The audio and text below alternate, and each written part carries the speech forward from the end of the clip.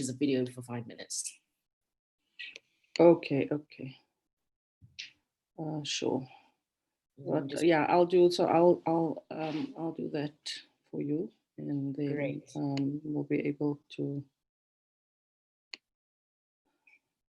So I'm gonna. No, there it's on. Okay, now I figured out the YouTube Zoom thing, so it's okay. That's really cool.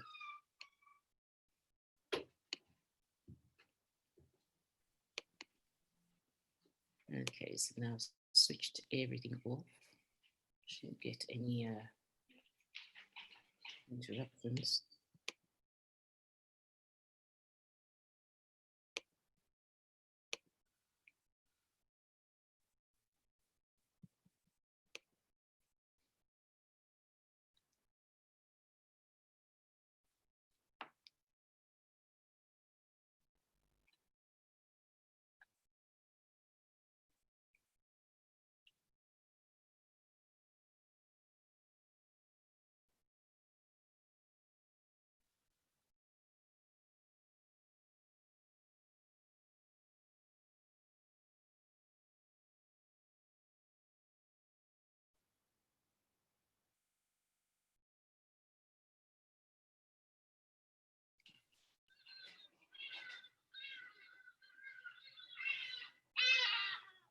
Okay, I'm going to start letting people in, Joan. Okay. I think we should be fine. Where is it now?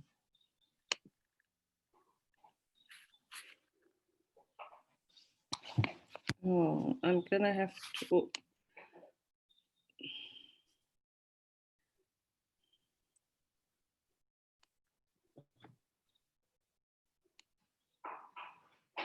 Okay, there's an echo if I have both of them on, so I just tried to silence that other one. Okay,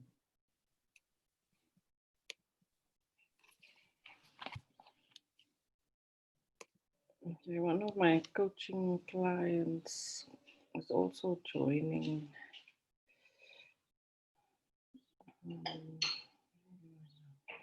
Nice.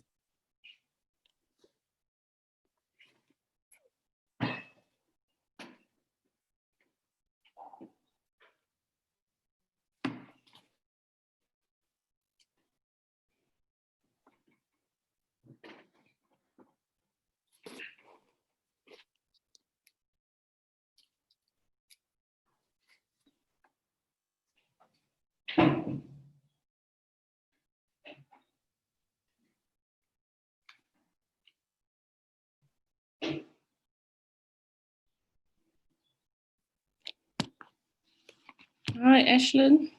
Hello. How are you? Good, thanks, honey. Good, thank you. Welcome. We're just waiting for other people to join. Okay, thank you very much. Hi, Ashlyn. Hello. Joan, Ashlyn is an old friend of mine's daughter. In fact, Like we where you guys reconnected are. only recently. So she's a new graduate currently doing an internship. Ah. Welcome and lovely. Thank you very much. Thank you.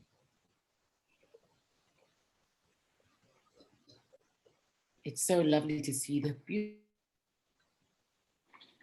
sitting. Okay, Leela.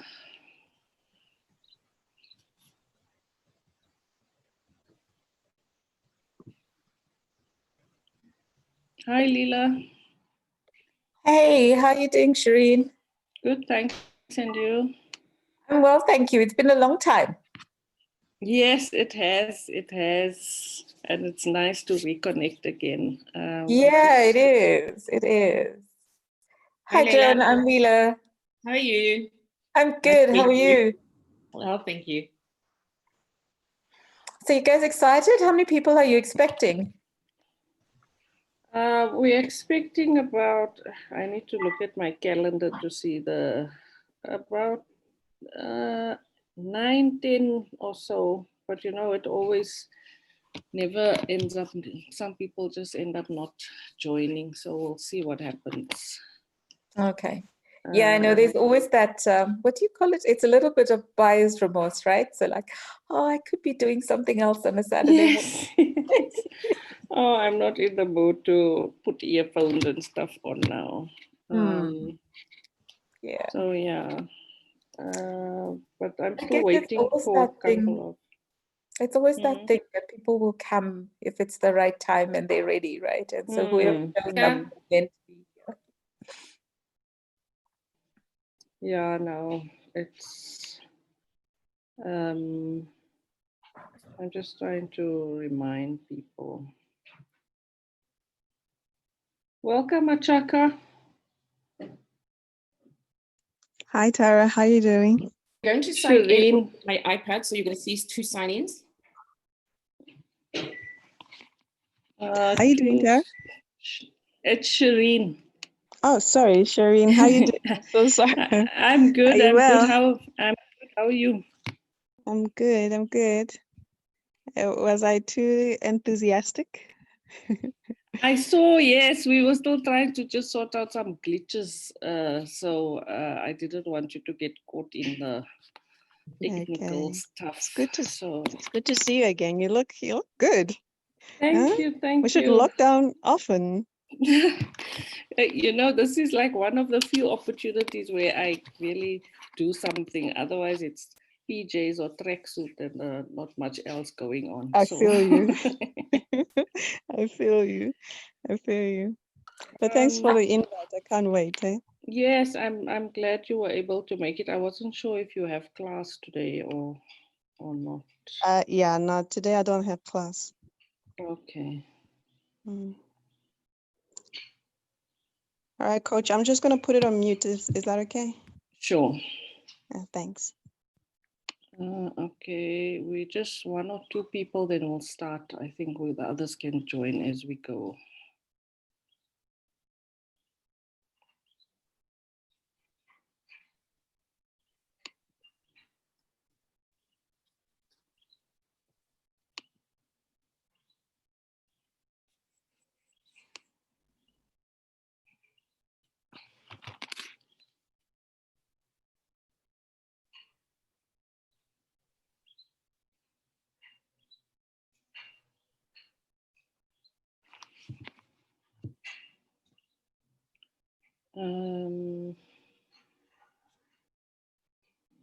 Okay.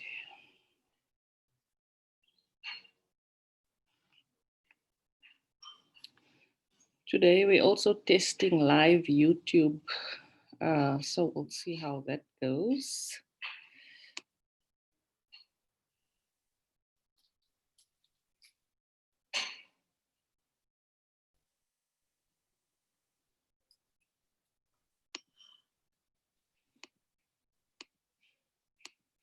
Okay, I think we should start. Oh, okay, there's Lebo. Bongi says she's joined, but I don't see her. Anyway, she'll join when she's ready. Is she on the other, is there another link? No, there isn't. And I sent her the correct link. But okay, I think we should start. You have Lebo.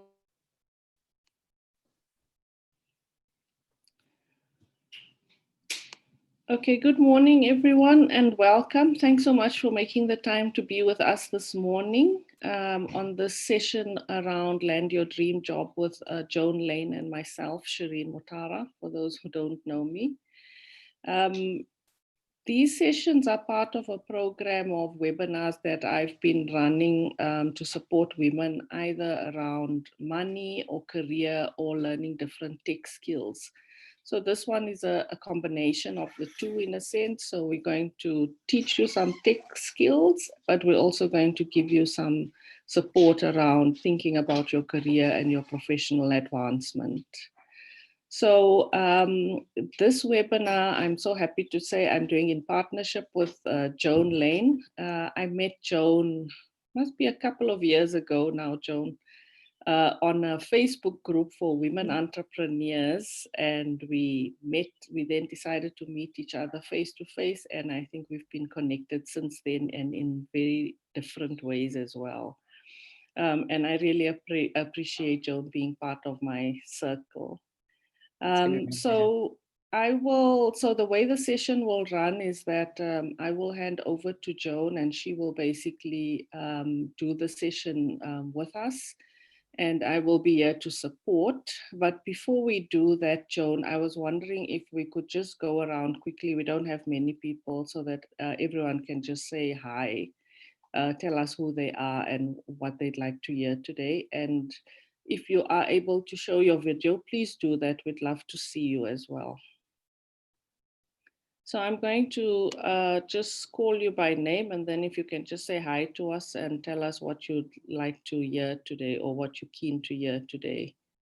Leela?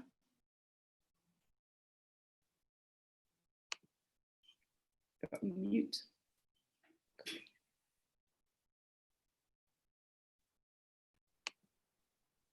Leela, you're on mute. The typical Zoom example. A big mistake. So hi, everybody. I'm Leela. And thank you so much for this. It's so interesting because it came at a time when I was looking for something. I think there are two things for me. The one is I'm very conscious of the fact that my LinkedIn profile needs a refresh and a rebrand. So when I saw the LinkedIn piece, I was very keen on that. And I guess for me, it's less about finding a dream job, because as I was telling Shireen yesterday, I do have a job I love, but I'm also very aware that jobs are transient. You know, especially when you're working in the NGO sector, funding plays a big role in how jobs come and go and all of those things. That's the one side of it, understanding the space we're in. But equally for me, I'm kind of looking beyond where I'm at currently and going, there is a life beyond what I'm doing. And so also thinking about how I can bring all of this together at this time and start to plan for a future. So that's what I'm looking for today. Thank you, Leela. Ashlyn? Hello everybody, I'm Ashlyn. Today I just like to get help on to see how I can better structure my CV, because I am an intern at the moment, and I am looking to get a permanent job somewhere.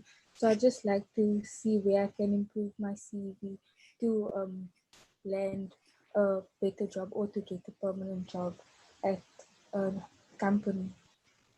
Thank you. Sure, thank you so much. Sadi? Thank you, Shireen. Morning, everyone. Hello. For me, I would like to change careers as soon as I finish my PhD. So I think I thought it's important for me to actually just get to understand what the industry requires, what it's like to get into the job market, and what one needs to do to position themselves for a new job. So I think that's what's important for me, and that's what's key in terms of doing these sessions, to just get to know what's happening in the industry, get myself ready, position myself well for, you know, transitioning from what I'm currently doing to getting a new job. Okay, so, yeah. Thank you. Thanks. Machaka? Hi, morning, everyone. And thanks for the invitation, Coach. I think I much appreciate it. And it comes at a time where I see that it's the right time for me to start positioning myself as a brand that adds value to the ecosystem of entrepreneurship development. And I think that quite recently, I don't know how to put this. I haven't been looking at things optimistically, because I feel like I don't have as many opportunities to match the kind of skill set that I have. And I know that the best way for me to do that is to start playing in the field where I know where other practitioners and where the ecosystem plays. And that would be on LinkedIn and on social media as well. So for me, I think that is just to broaden the horizon and to look at ways on how I could be seen as a value add to the ecosystem that I serve. Yeah. Thank you. Thanks so much. Bongi? Thank you very much, Shireen, and thanks for hosting us. I think this is exciting. I didn't catch the question, but you know, from the answers I've heard, I'm going to assume that the question was about why the interest in joining this webinar. Yes. And my response to that would be, you know, I had, in fact, it sort of caught me unawares because I had not been thinking about my presence on social media for a while, and I've never really thought about I've never thought about the value add until a colleague pointed it out this week and pointed to how outdated my profile, my LinkedIn profile is. And so I think this is an opportunity for me to look at how much more seriously other colleagues are taking the platforms and what value I could derive from it. Thanks, Bongi. And then just to say that while we're not going to go into detail today about social media per se, Joan will talk about positioning yourself. Obviously you will get the ebook on LinkedIn, but if you go to my YouTube channel, the recording of the LinkedIn workshop webinar I did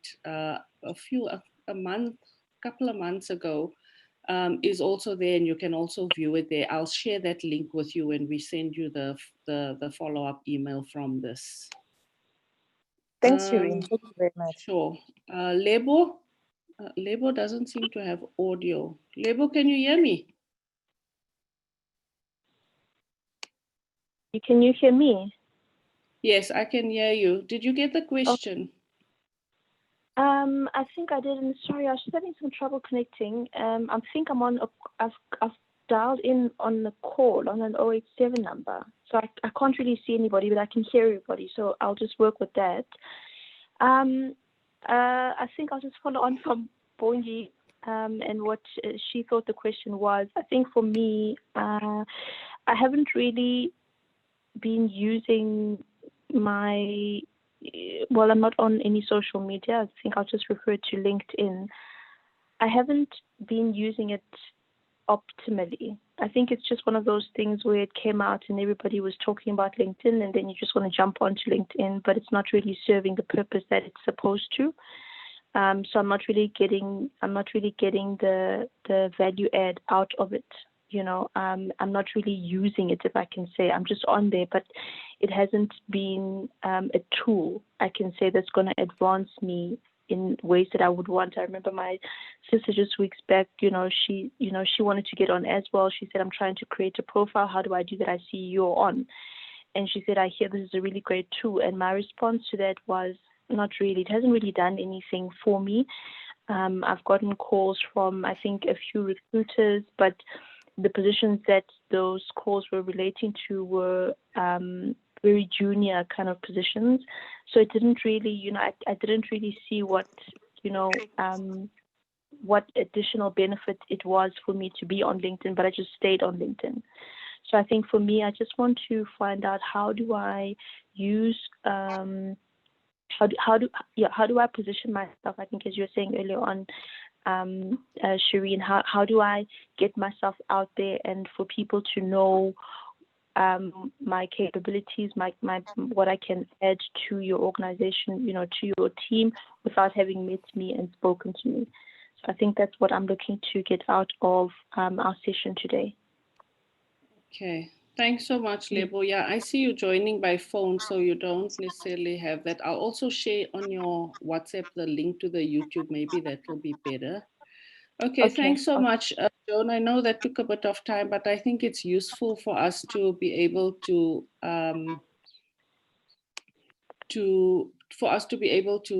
get a sense of who's in the room and how you can, how you can have a conversation with them. Before I hand over to Joan, I want to say that in the next couple of months, I'm planning to have a follow-up session on LinkedIn, which will focus particularly on looking at how to find job and business opportunities. I need to just write the ebook first because I normally write an ebook and then I'll do the webinar based on that. But it should happen in September or so. So I will keep all of you informed about that. And now I hand over to Joan. Joan, we are in your hands. Please tell us a little bit more about who you are, and then we'll go on from there.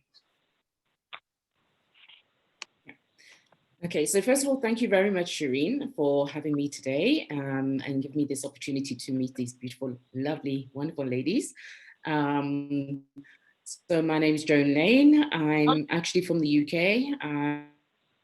For 20 years before coming to South Africa, so I'm quite international. I have a passion about change and transformation, and specifically enabling others to reach their potential through self-leadership. So COVID has given me the opportunity also to be in transition in terms of and myself, Joan Lane, as a brand, so just refining that. And I'm very, very excited to be on part of a journey with so many other people who are transitioning from where they are today and moving towards their future best selves. So Shireen has actually done part of the work, the session and basically getting to know you, because that actually was one part of the session. So let's begin. So Shireen, so I can share my screen. So Shireen, may I share my screen, please? Oh, okay. I thought I allowed that. Let me just, now where do I?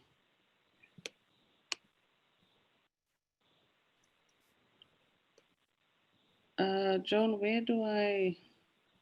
Okay, I don't have the, where do you share the screen?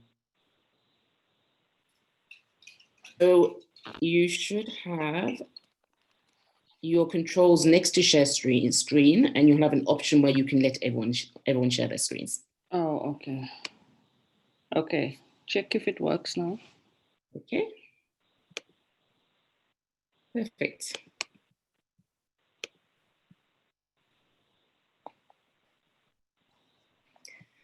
All right, so we are in this session, Land Your Dream Job.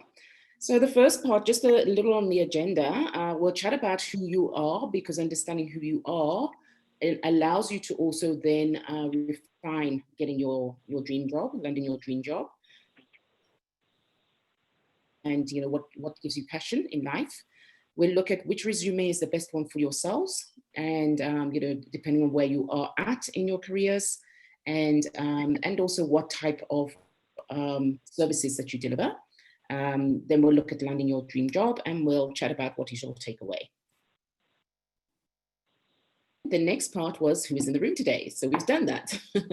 So in terms of what I've heard, what I am hearing is there are a number of people who are either starting out in their careers or who are transitioning from where they are today and where they're going to be in the future. I did also hear optimizing the use of LinkedIn. So today, it isn't the focus of today's session, though you'll get more information about LinkedIn from Shireen. Today, the focus is really about yourselves, and what are the things that you are adding as value on the market. Okay. If there's anything else, drop a message in the chat or just call out. Okay. So the first thing is, just that we are actually all in the same storm, but we're all in different boats. I think you might have already heard this expression, and it's just to take a little time just to think about where are you in this storm, and if you're looking at these boats, which boat would you be on? And if your boat is not here, which boat? Describe where you are and what's happening with your boat. So anyone can pitch in if we can have just, that would be great. Just shout out.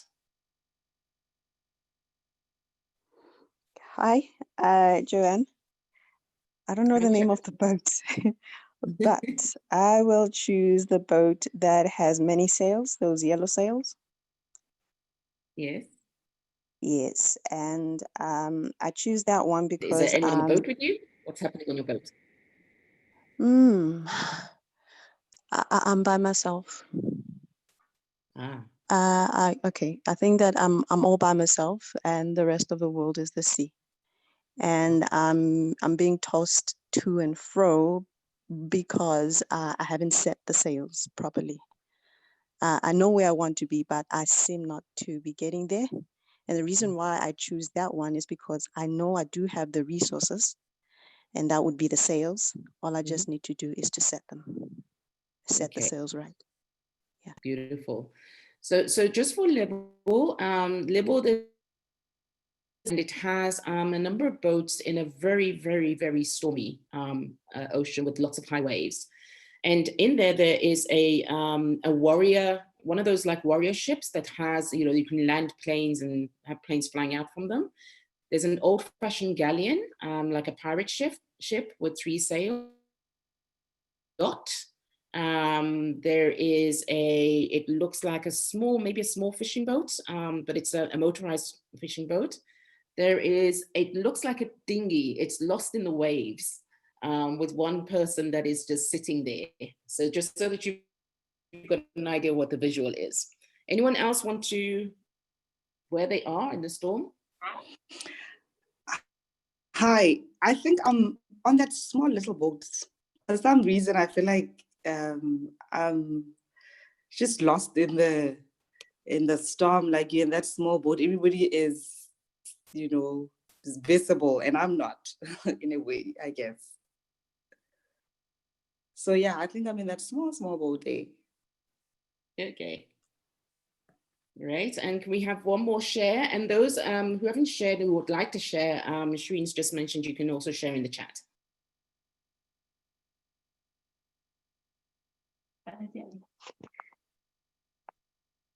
So my boat isn't here.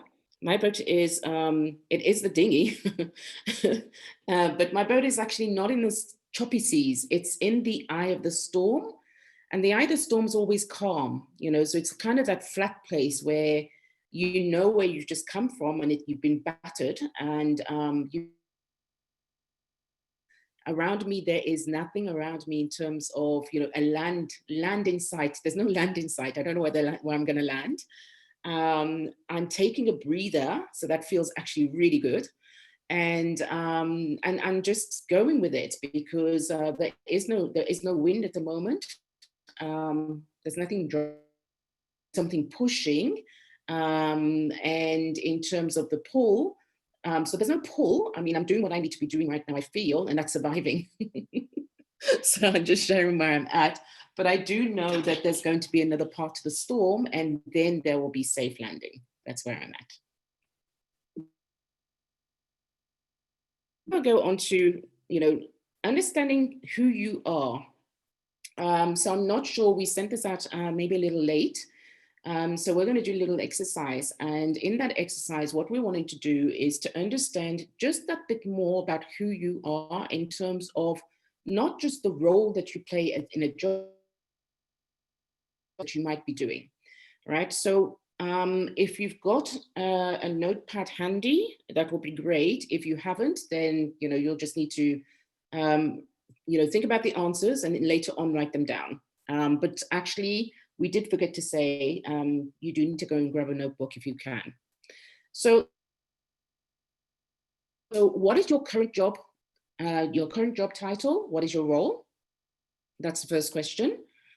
Your second question is, what is your dream job title? And what would your role be in that dream job? Then we need to start looking, what are the other roles? So before I carry on with the other questions, just going to give you time to think about what your dream job title role would be. If it's different to what you have now. and just give you a few minutes around that. And then in terms of the other roles, while you're thinking, we as human beings are mothers, sisters, brothers, daughters, sons. And then I think COVID has definitely allowed many people to see all the other roles that they play, especially the one of the teacher, if you've got kids. And as a mother, often mothers also play the role of the nurse. They're often the psychiatrist. They're often they might be the healer. So in terms of other roles, there's looking at those types of roles, but there's also looking at, things like if you've got hobbies, might you have? So there I'm going to give you a shout out. What are the roles might you be playing in your life that you're not using those skills for in the workplace? So if anyone can shout out and share, that'd be great.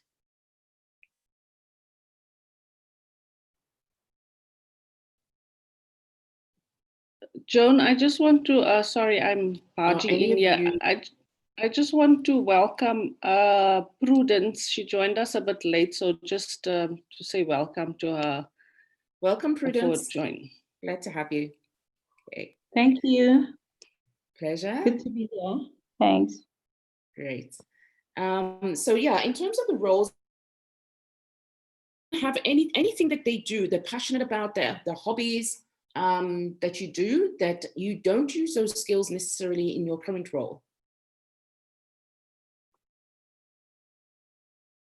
And it could be singing, could be dancing, could be photography, could be sewing.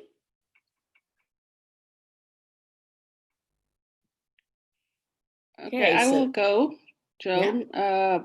I knit. And yeah, that's what I think is my hidden talent. Although I'm not sure I want to do it for money. It's a bit of a hectic job. So I do it more for relaxation and enjoyment than for, I find it really helps me relax. Yes, yeah. So this is what happens with the hidden talents. Also give us other skills that we may not think of using in the workplace, because knitting requires diligence, focus, and patience. Those talents, but then again, you may not. So that's one of the things about finding out who we are. We're not just the job title. So anyone else want to share? Joan, hi, it's Leela. Yes, Leela.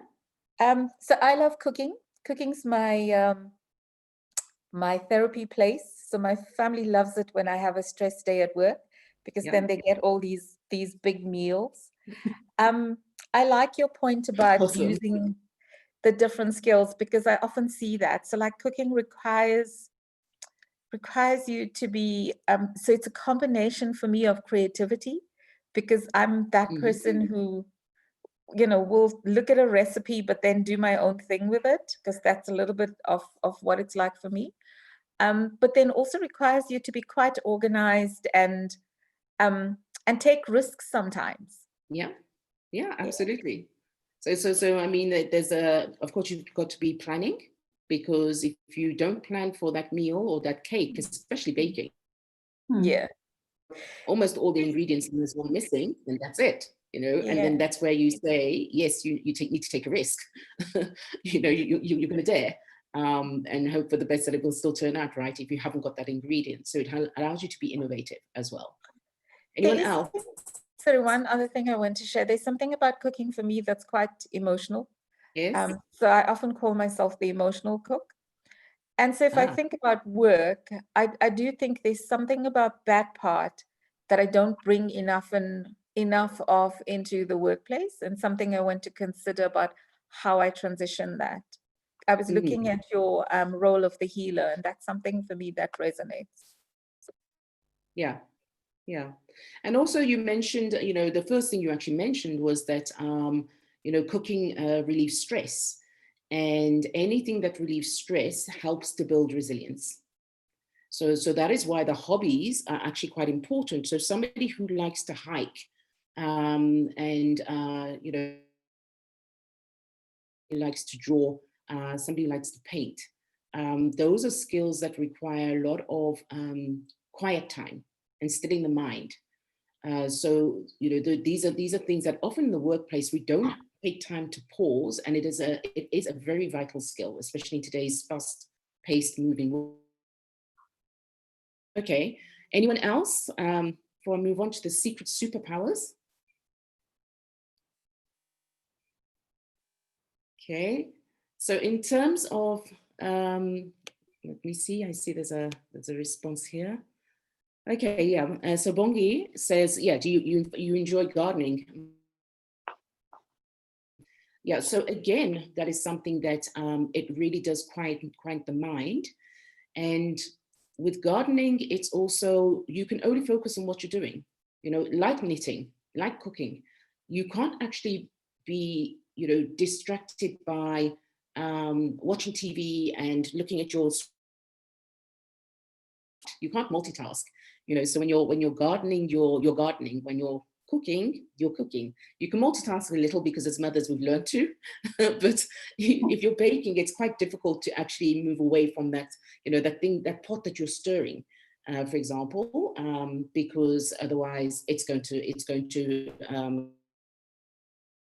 you're always going to overthicken. So yes, gardening is also another one that brings in the part of the mind that is the quietening of the mind, and again builds resilience. So then the next question is about the secret superpowers. So I'd like you to, I'm going to be very quiet, and which is a long time on a Zoom call, so that you guys can just think about what is the superpower that you each have, and we all have one superpower.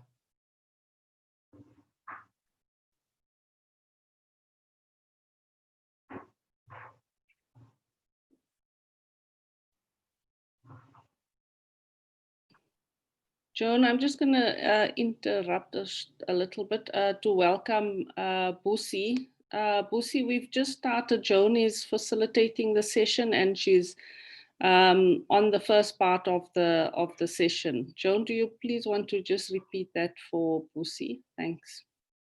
Busi, how are you? And welcome. So, so at this stage, all we're doing is just getting to know ourselves, and for others to, it's really about you guys getting to know yourselves more. And yes, you know, through that we can get to know you. So that's why the question is asked, who am I, and not who are you? And so the first questions that we've asked is an role. What is your dream job title or role?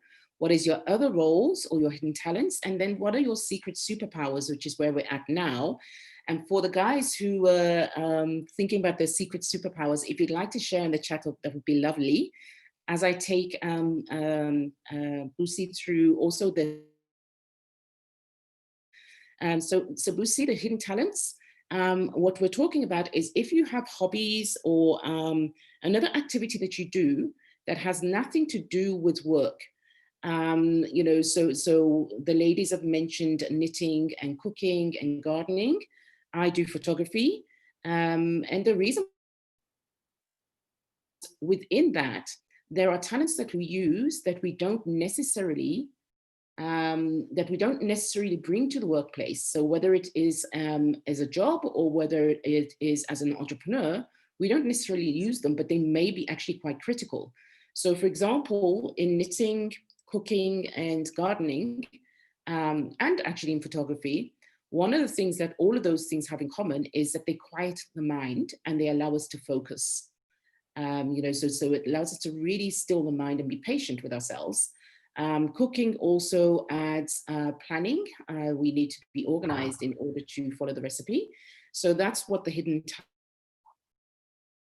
In terms of the other roles, you'll see a few there on the screen.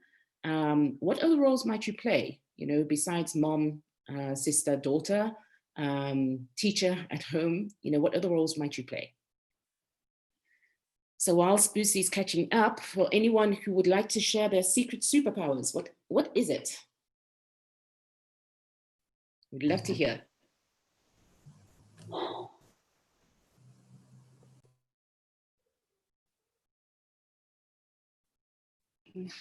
Bongi says, Joan Bongi says her superpower is diplomacy and calming, navigating difficult situations. Beautiful. I can attest to that. That is beautiful. So Bongi, do you do work in the diversity and inclusion? Do you do work the places where we have to navigate and negotiate difficult conversations? I think all settings present those challenges to different extents and at different times. So although I don't necessarily work in a diversity and inclusion environment, I think the necessity for diplomacy always arises, especially when you're in a leadership role.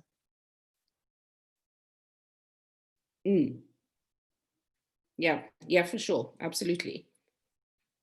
Thank you for that.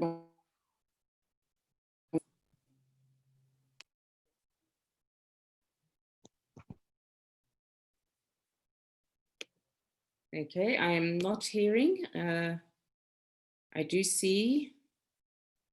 So Leila, a bridging voice that allows people to find each other. Okay, so I know that it might be uncomfortable for some of you. I'm going to ask if you wouldn't mind participating. The only reason why, because it's easier for us in terms of technology. You know, it's easier because otherwise we have to go behind the scenes to find the chat, which is great. But I see your Bongi says she's struggling with the connection, but still here. Okay. Joan, if it helps, I'm happy to explain a little bit. So yes, I guess, and this is why I say it, because I've found it difficult to articulate what it is, but there's something about, and it's not something I do explicitly, but there's something about how I can hold different voices and bridge voices for people in different spaces. I don't know what the better way is to explain that, but like I have an ability to empathize with different people in different spaces and then allow them to find and almost curate a space that allows them to find each other. Where previously they would have been in polar spaces. I know that sounds really weird, but it's like the more I think about my career, so much of it has been like being able to not live in polarity, but to find a middle ground and then take people to that third spot here. That's kind of, and again, you can hear that I haven't found the right words to describe it, but that's at the core of it, what it is for me. Okay, Leila, that's wonderful. So it sounds to me, what I'm hearing is you might be playing the role of the mediator, where you're able to hold the space for each of the parties, because you can put yourself in each of the other person's shoes, and then allowing yourself actually to channel that conversation between the two parties, that win-win solution. So that sounds to me like a mediator.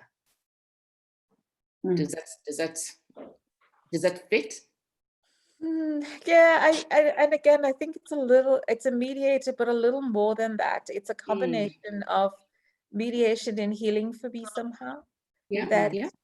So it's just not mediating where it is. It's healing to a different place, I guess, in some ways. Yeah, because I heard you say, so you've got the two polarities, but you're able to then, with that, create. That's what I found beautiful, is to create then the solution. Yeah. So, I mean, I don't have another word. On it is, you then take it further because you bring together a healing and a solution. Beautiful. Okay, thank you. Anyone else? Joan, Hello. just to, okay. Please go ahead. Oh, I wanted to say, I find that people find it very easy to relate with me. So when I'm in an environment, I find that almost everyone is able to come to me and say, this is how I feel, this is my point of view. I don't know if it's a superpower, but I find that, you know, some people can't relate, or some people can't speak to other people, but they're always able to come to me and say, you know, hi, how are you, and what have you, or these are my issues. You know what I mean? So Yeah, I find that it's very easy for even strangers sometimes. I don't know why. It's very easy for people to, you know, relate, open up, and even just socialize. Like you would find I don't know, anybody and everybody is able to, you know, relate to me in a way. Yeah. So then would that be your superpowers then be empathy and listening skills? I suppose, I guess. Skills for the future of work.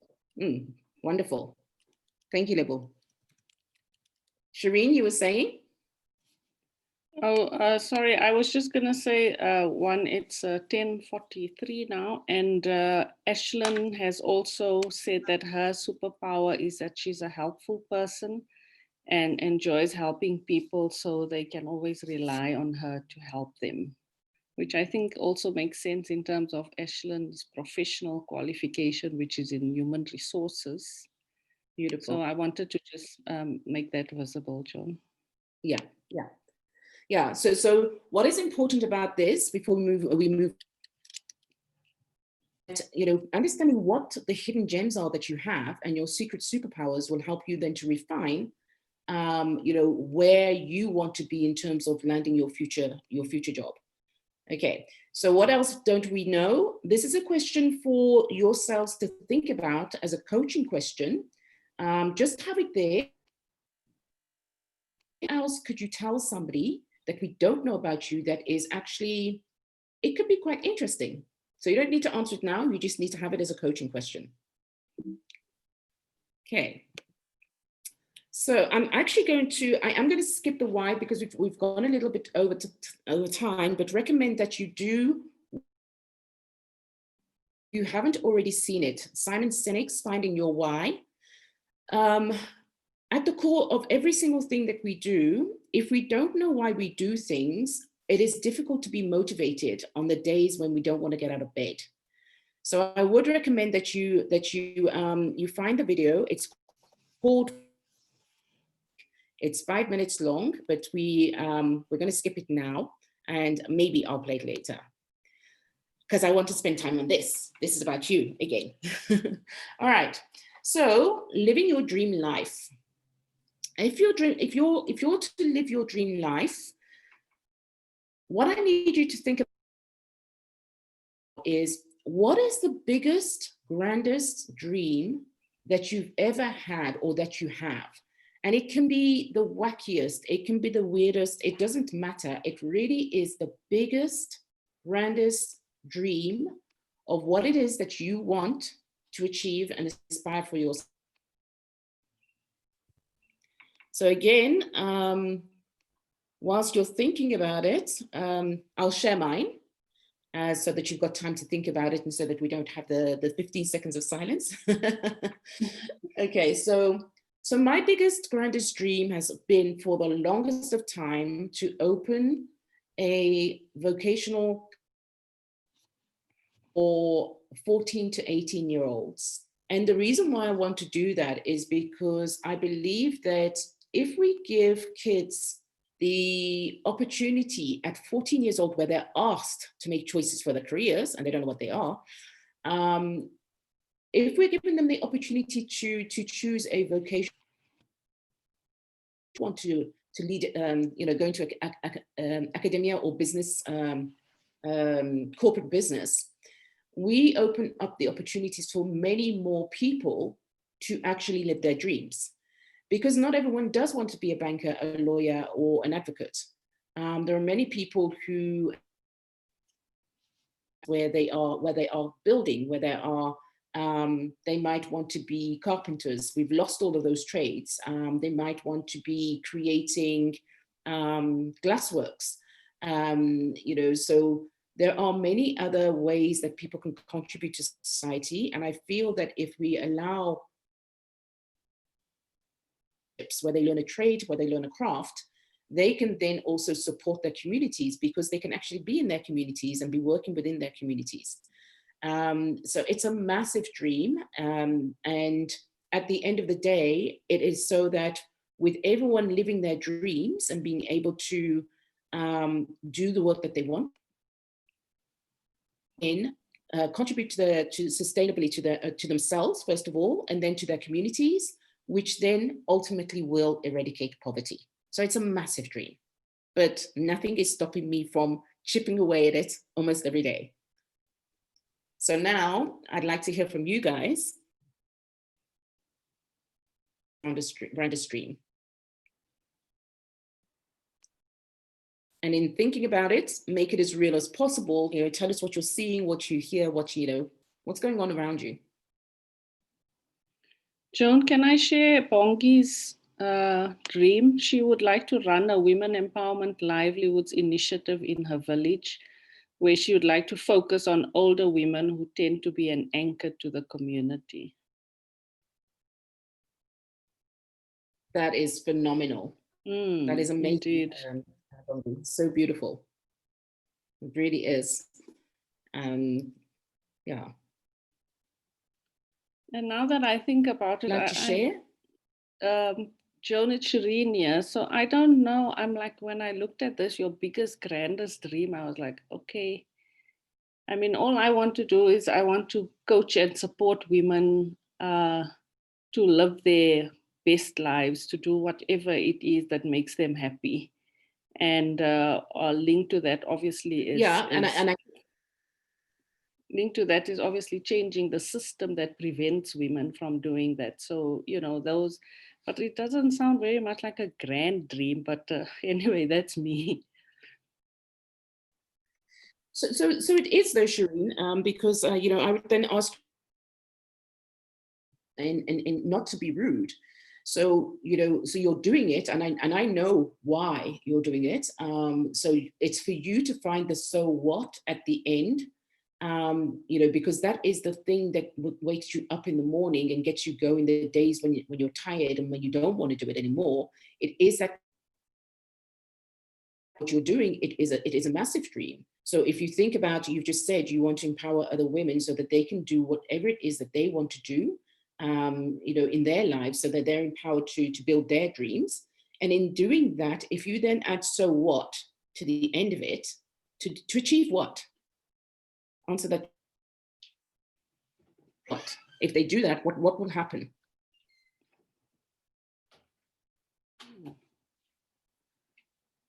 And you already mentioned dismantling the systems, you know, you already mentioned, you know, removing the systems that stop them from you know, from that happening.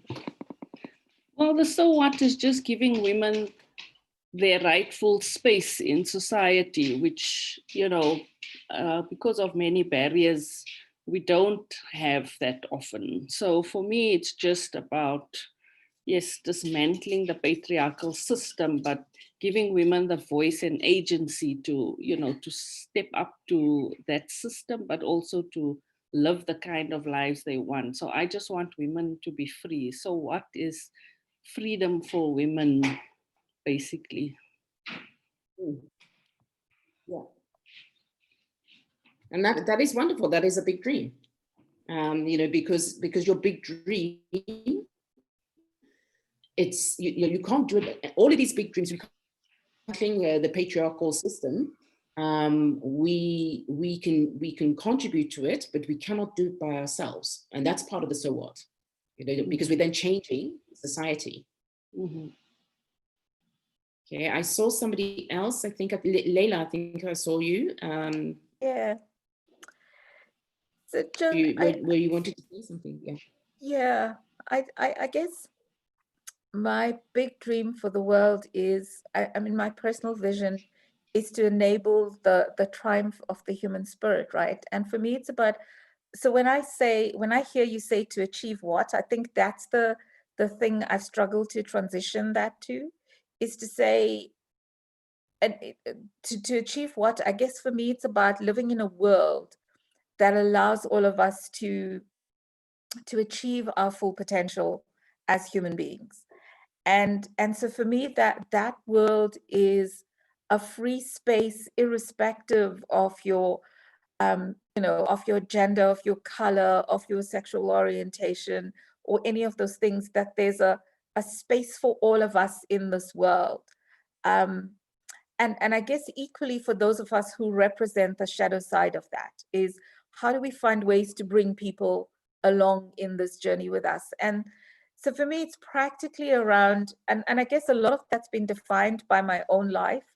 My sons are biracial. So as a mother of boys, I find it very difficult to only embrace a gender for women, because I think in the absence of including my boys, how do I raise boys to be feminist in a world that sorry, okay, just my phone, that allows them to be, that allows them both to be their full selves, but equally that doesn't diminish women in order for them to be their full selves, right? So it's that space, sorry. It's that space that, I'm sorry, I don't know what's going on with this phone. So it's okay, that's okay, take the... Okay, I've just switched it off.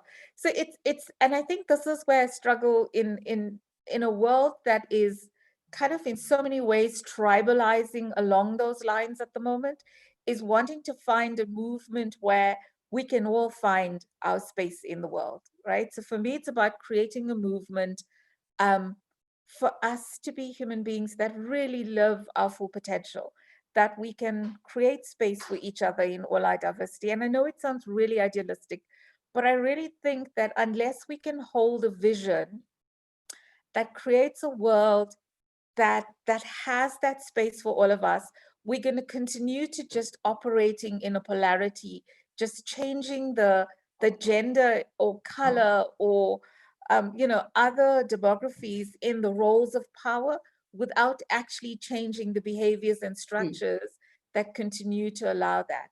And so there's something in that for me that really a big dream for a different kind of world that really just allows us to be ourselves in the best way possible, and to find that in all of us, because I truly believe that everybody has that spark of goodness and hope that just needs to be flamed to get us there.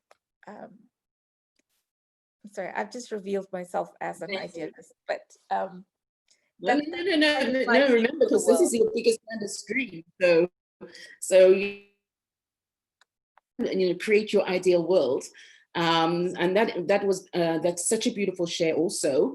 And what I'm hearing, and again, correct me, what I'm hearing is it's a world of equality and inclusion, because we can all actually, bring ourselves, enabling, but as equals and as inclusively as possible. That's what I'm hearing. Yeah, and with agency, right? And accepting our own agency. Yes. Beautiful. That's so lovely. Okay. Okay, so we won't have time for another share.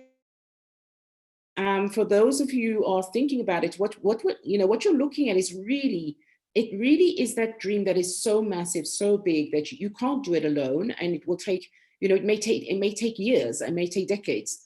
My dream, I've been following it for 10 years already, and I know I've got another 10 years, and that's okay. So if you were given a magic wand, right now, what skills, knowledge, and resources might you need to make that grand dream come true? What is missing? What would the magic wand bring?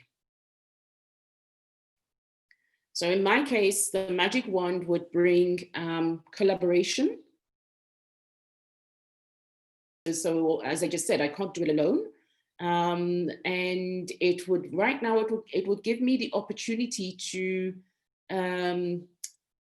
put together the pilot. That's where I'm at. There's so many other things that I've done that my magic wand would just go and give me the time and the team that I need to do the pilot. That's what I would need right now to get it going. So if you think about it, you know, what would be, you know, if it was just one step or one thing or one resource that you would need to get you closer, what would the magic wand do for you right now? I think for me, it would be money, finances.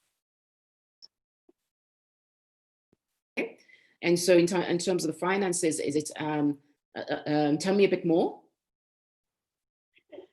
Because the vision is there, part of the work has been done, but just to bring it together and finalize, that would be the right thing right now. Mm-hmm. And then if you had then your magic wand with your finance, how soon would you be ready to go ahead with it? It will still take time, but at least it would put some things in place. Okay, wonderful, wonderful. Okay. So something that, you know, we know that at the moment, because of COVID as well, money is quite scarce for a number of people. But you know, is it something that in terms of a timeline, you know, with the magic wand, the one thing you need to do right now, the first step or one step, is it something that you can see a fairly short period of time? So because mine's more like a sustainable livelihoods option, whilst money would be important, I see more value in finding the right partnerships. So finding the right people to come and contribute to this initiative in terms of startup capital, instead of market, in terms of markets, access to markets, in terms of capacity building. So I would see partnerships, the right partnerships, as my magic wand. Wonderful, wonderful. And then other options for funding, because I don't know if you do crowdsourcing, crowdfunding. I've never tried it. I've heard the term. I've never tried it, but you know, would that be something as well that you would have access to then, and that you would look into?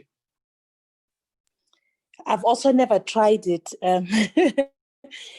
So it's something one could look at, but yeah, I've never tried it.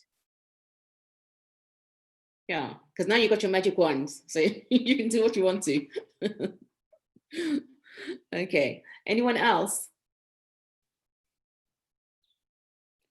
Joan, Okay. Shireen. Yes. So I mean, I Sorry, know Shireen, want to. I didn't hear you. I want to do more reflection on when I coach clients and I hear about their biggest dreams and so on. And what I find to be a challenge often is the biggest gap is putting that down. You know, putting that down on paper and starting to actively work towards it at small steps at a time. So often we have the dream in our heads, and we're going to do this and this, but time goes on because we get caught up in other stuff. And, you know, and unless you kind of bed it down somewhere and you constantly go back to it and say, okay, this is my next step, that's my next step, you know, it becomes a difficult thing to even let that magic wand make its magic. Yeah, no, absolutely. With that, so you can. The first step is to have the magic wand and to have the biggest, greatest dream, because often also that we pursue things. We might pursue things, thinking it's what we actually want, only to find that when we get it, we're really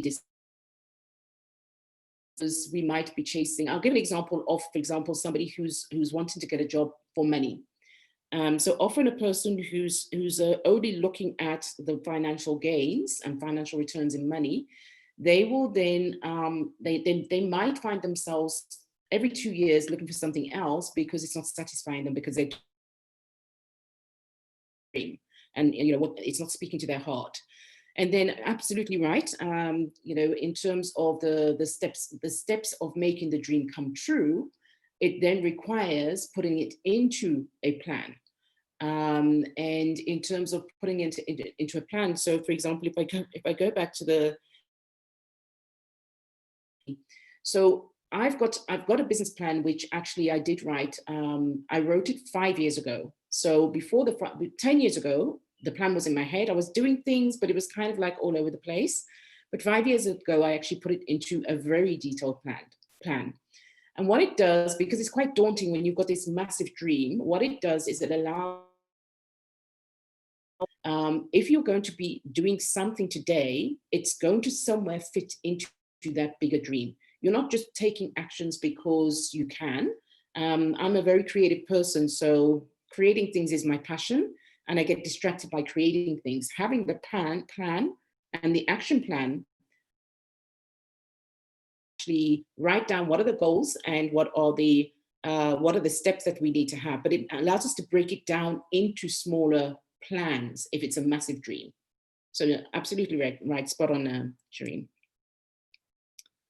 Okay, so, anyone else want to?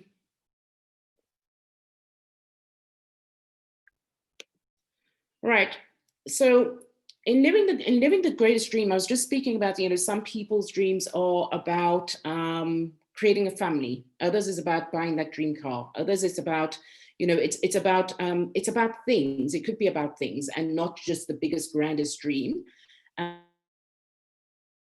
There are also these things that we might want to do. So we can't neglect ourselves in the biggest, grandest dream.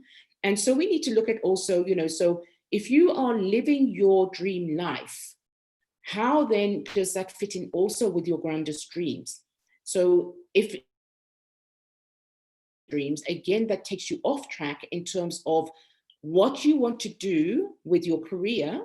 And if you are an entrepreneur, where you want to take your business. So living my dream life is also something that for you, understanding what it looks like, understanding life has to be as real. And all of this fits into, if you've done vision boarding, all of this fits into putting it onto a vision board. Okay. So I've got some examples here in terms of the question that I'd like to ask all of you today. Are you living your dream life today?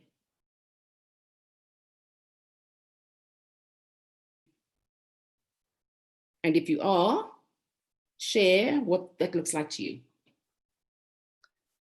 I think Bongi here. So my response to that would be no. Okay. I'm not living my dream life, no. Shireen says, kind of. Okay. Anyone else want to contribute? And I'll come back to you, Bongi. So Bongi, if you're not living the dream, sorry, who's? It's Prudence. Prudence, yes, Prudence. Not, no. I'd like you to think about, what is missing in order for you to dream, to live your dream life. So we're not going to ponder on it, but or discuss it here. But again, it's just, think about what are the key things that might be missing for you to be living your dream life. So if I ask myself, am I living my dream life right now? I think that I actually am, because I don't aspire to go somewhere else. I don't have a dream of going anywhere else. I'm building my business. I'm enjoying the journey of that with the ups and downs that it takes. If it wasn't for COVID, from a financial state, I'm generally in a healthy financial state. I've got my grandkids, and my kids, they're all healthy. I usually travel a lot, so I am really living my dream life. I can't see anything that I would want. My life is in progression, and it's in continuous change. So for me, I am, and I just like, I'd like you guys to think about this as a question. What then would be missing in order for you to be living your dream life? And this is important in terms of what you want to do to land your dream job. Because in your career, we work for, well, today we're actually going to be working probably for about 70 years of our lives.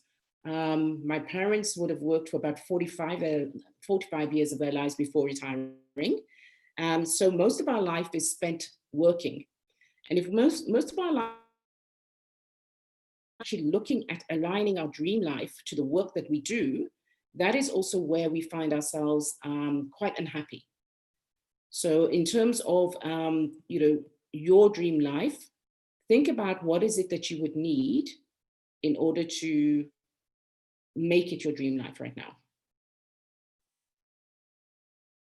You know, from your dream, your life today, from your dream life. Okay. So this comes to our dream job. And before we go any further, do any of you know what your dream jobs are? I'd like you to share.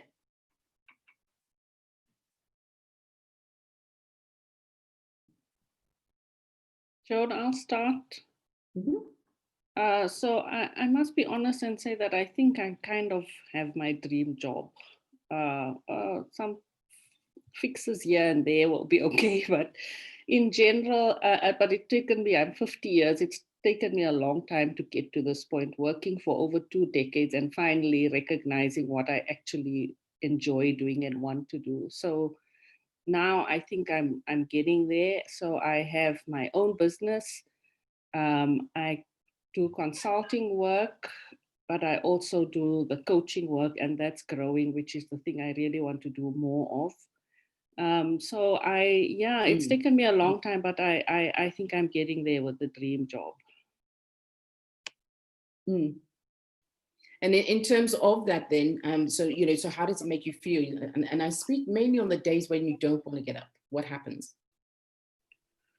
No, I mean, there are days I don't want to get up because I just don't have energy. You know, if the work is overwhelming, then that affects my ability to get up. But I can see, for example, when I have coaching work to do, my energy is at a much higher level than, you know, my traditional consulting in some of the areas that I work in.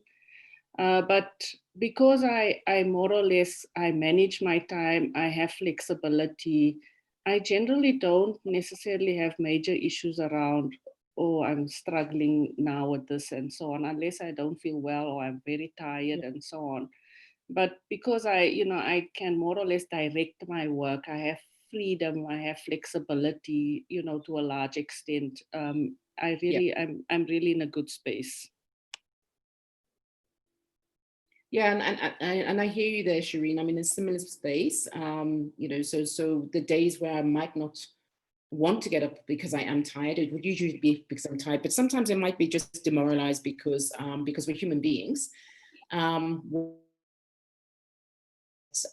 will still get up. I'll do it because I've got my clients that are waiting for me, and that drives my passion and gets me out of bed.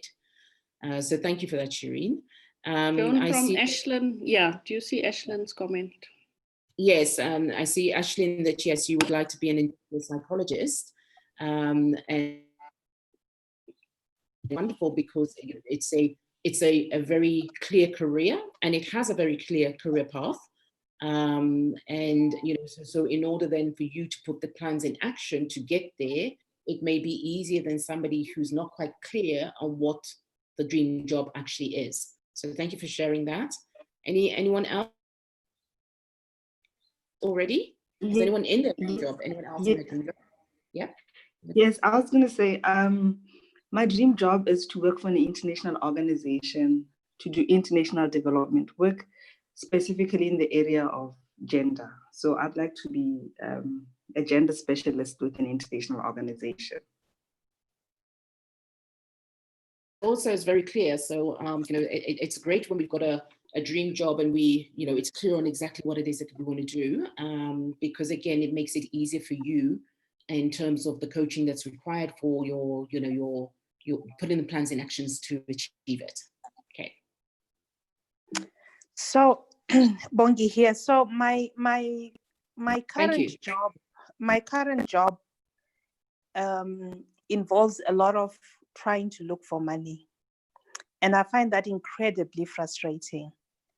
So my current job would pass as, you know, in the direction of my dream job if I had a truckload of money, and didn't have to go out with a begging bowl.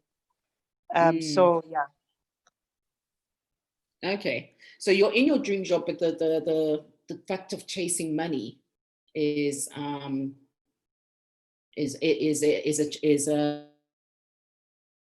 what I'm hearing? Yeah, I absolutely don't enjoy that aspect of it, and yet it's probably the most important, most critical, and even in terms of time, the most time-consuming part of my job right now. If you understand what I mean, of my role. So it's my role is actually what's involves too much of what I don't enjoy. So yeah. Yeah, no, I do hear you there. If there's any lady fundraising or looking for money, and can give,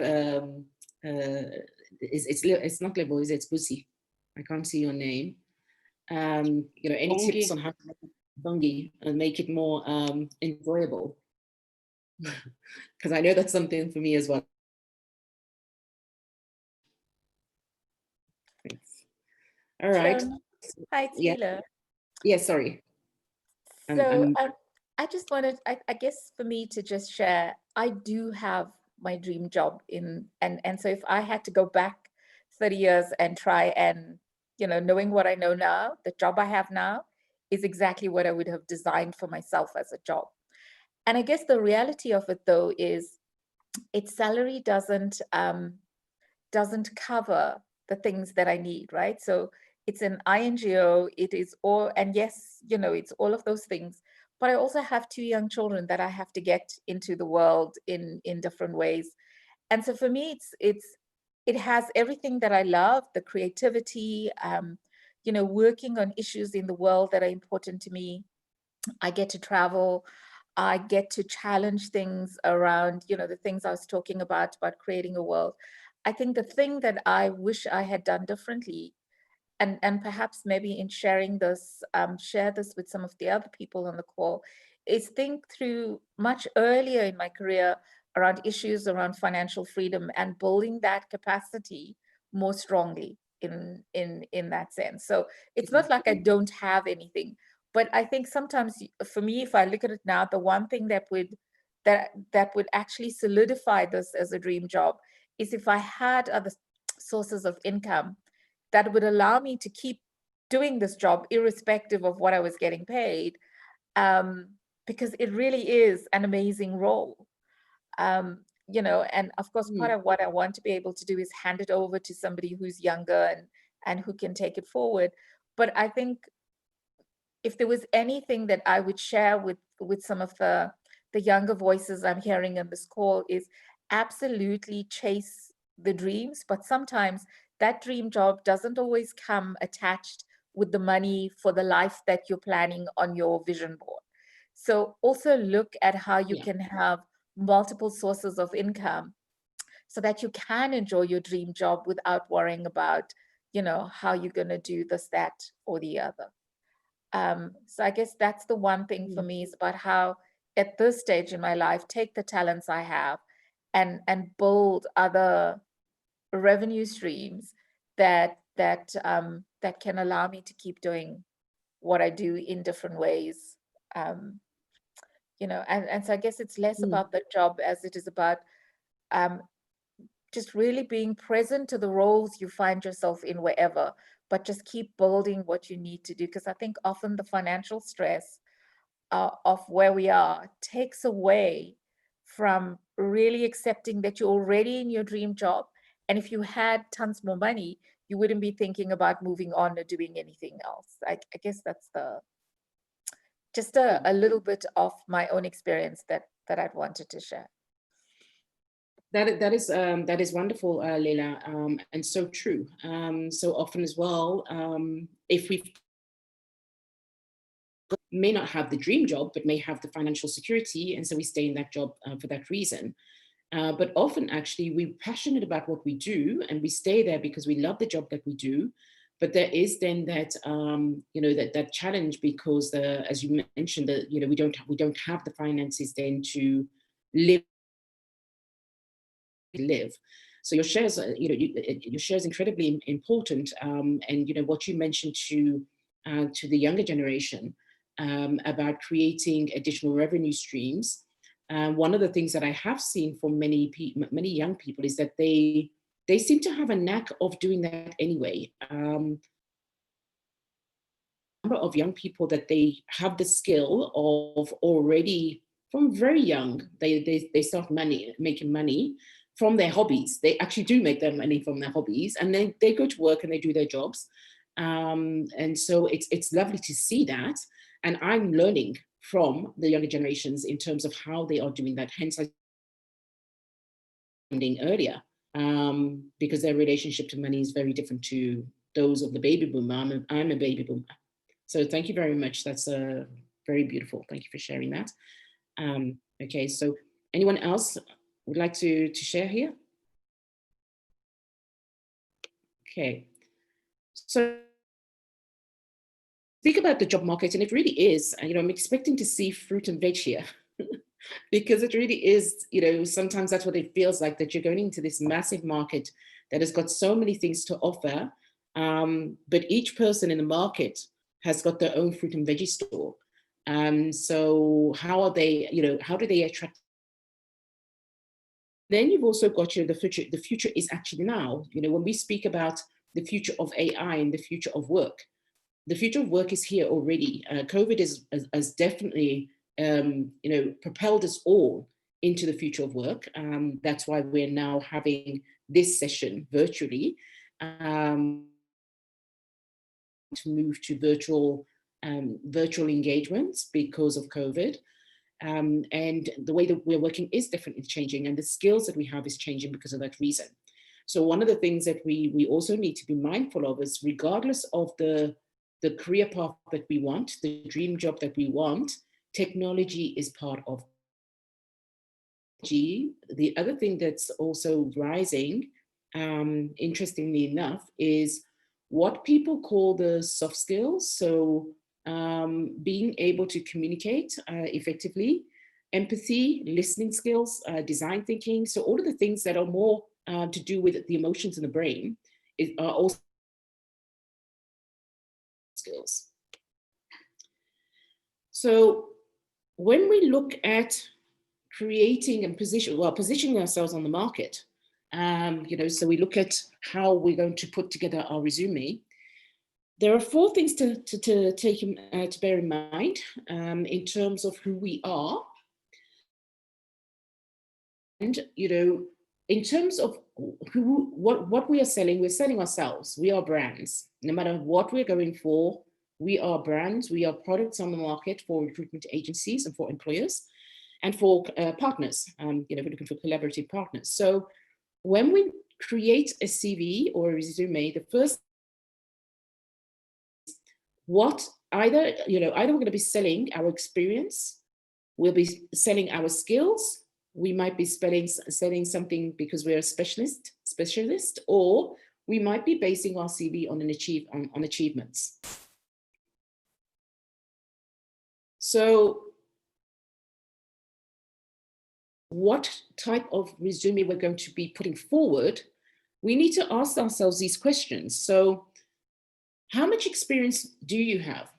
You know, in the room, it's lovely because we have got a great mix of people with different experiences and different career paths and different career journeys. So for somebody who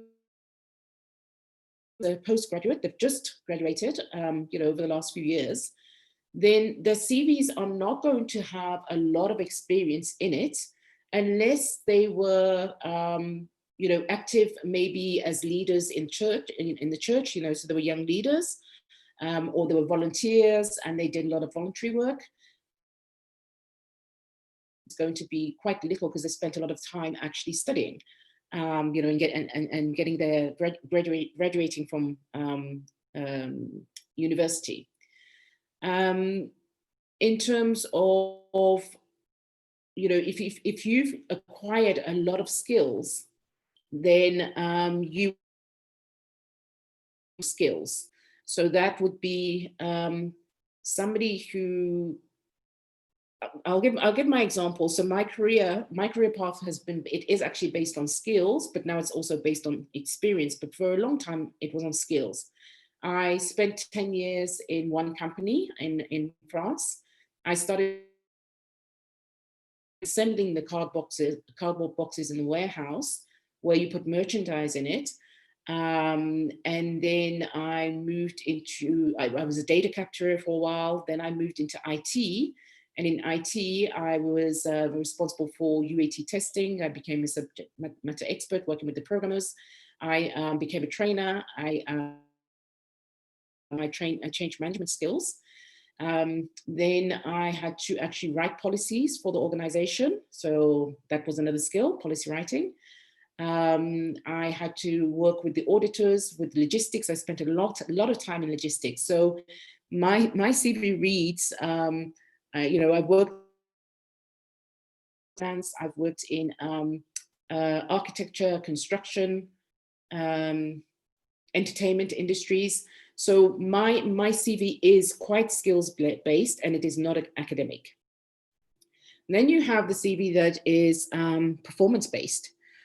So are you a person that has, that you turned around the business and, went from this loss to that loss, or you increased productivity by X amount? Or did you, did you push the organization to be the #1 in sales, to win? So if it's a performance-based CV, then that is what you would highlight in your CV. And then for those who are specialized in people, so coaches, consultants, generally we tend to be, artists as well, so people who are dancers, artists, singers, actors, then your CV would then be about you. A writer, for example, would use a personal role-based CV. So just thinking about that in terms of the room and what I've just said, or is there anything else that you might be thinking of that's not here? But just share, because the room's small enough, just each of you share what that you would then, or resume you would then do. And why?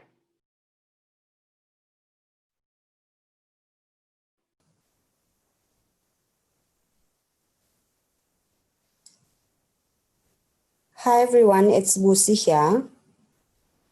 Thank you so much, Joan, for this. So I have started, I changed my format for my CV recently to rather talk about my skills because I have changed careers over time from being a dentist to being a demographer. And I need to show my skills in public health, policy analysis, and clinical knowledge for vulnerable populations, all the way to now quantitative skills, research, consultancy, monitoring and evaluation, project management, et cetera, And it's a bit difficult at times because depending on the position I'm applying for, whether it be in academia or a consultancy position or an executive position in an NGO, in an international NGO, and at times I can't send my academic CV to the international NGO because it then seems as if I'm not qualified for that position. So I have a couple of formats, but I had to stop, for instance, just talking about my experience in the different positions over time, because that then also confused a lot of people, because my experience has now gone from taking out teeth to doing research, and people don't understand how that even happened in the first place. Yeah. Yeah. Yeah, that is a massive jump, and it shows why it is important to know yourself. And as you said, you've had to then adapt your CV depending on who you are pitching to. Yeah. Yeah. Yeah. Beautiful. Yeah, I Thank think for me, it sounds almost the same, because I've been in education for a very long time. I started off as a teacher and then promoted to a district official, which is an office-based official, looking at supporting schools, supporting teachers on the work that they need to do, and then went up to a higher level where I supported principals on how to lead and manage their schools. The right thing for me was to continue studying in an academic field. I did an honors degree, but then I just diversed a bit and I thought, I need to look at something else. And then I did a master's of business administration. And that's where that confusion comes in for certain people, because now I want to look at the business side of it, but my experience is more governmental, academics, education. So that makes it a bit difficult. So I also juggle between the two. Yeah, so the transition is not always easy. When we shift from one industry that is very, very, very different to what we've been doing previously, because we confuse the future employer or partner. Yeah. So again, it really is about understanding yourself and understanding, what are the strengths that you're pitching in there, so that when you write the CV or you write the resume or you write the bio, it now starts to highlight the skills and the talents that you picked up, that says that you are actually quite able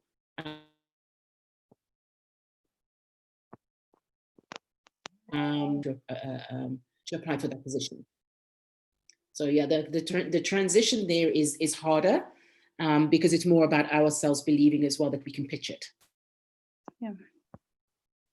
Great, thank you so much. Thank you for sharing that as well. Can I just ask a question? Mm-hmm. So I'm going to play devil's advocate. Go ahead, Winnie. Yeah, I'm going to play devil's advocate and sit on the other side. My experience over the years in recruiting people to come to the workplace has been that a CV, anybody can write a good CV. Anybody can write an exciting CV. And often those CVs are not even written by ourselves, sometimes, yeah? So the question then is how much emphasis should one put on a CV given those kind of limitations? I have found that the interview process is incredibly helpful in terms of screening and refining, and sometimes find that CVs that I might have, what you'd have considered high-flying CVs, those individuals don't necessarily come and perform well on the job.